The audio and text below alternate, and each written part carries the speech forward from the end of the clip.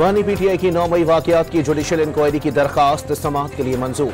आईनी बेंच ने दरखास्त पर रजिस्ट्रार ऑफिस एतराजात खत्म कर दिए। पेशावर हाई कोर्ट ने पीटीआई के असद कैसर की 3 मुकदमात में राहदारी जमानत मंजूर कर ली।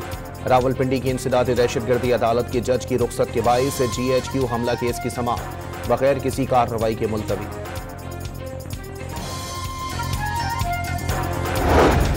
वज़ीर आज़म शहबाज शरीफ की ज़ेर सदारत वफाकी काबीना का इजलास आज होगा। सियासी और माशी सूरत हाल पर तबादला ख्याल होगा। सिक्योरिटी सूरत हाल पर भी गौर किया जाएगा।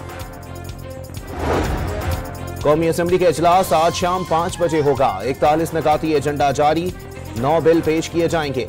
2 की ऐवान से मंजूरी ली जाएगी। फौजदारी कवानीन और पैमरा तरमीमी बिल भी शामिल। शाम में बागियों के सीनियर सियासी रहनुमा मोहम्मद अल बशीर अबूरी वज़ीर आज़म मुंतखब। इसराइली फौज की दमिश्क समेत शाम के मुख्तलिफ शहरों पर बमबारी, 250 मकामात को निशाना बनाया।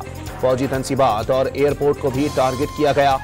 ईरान, इराक और सऊदी अरब की गोलान पहाड़ियों पर इसराइली कब्जे की मजम्मत। शाम की सूरत हाल पर गौर के लिए रूस की दरखास्त पर सलामती कौंसिल का इजलास।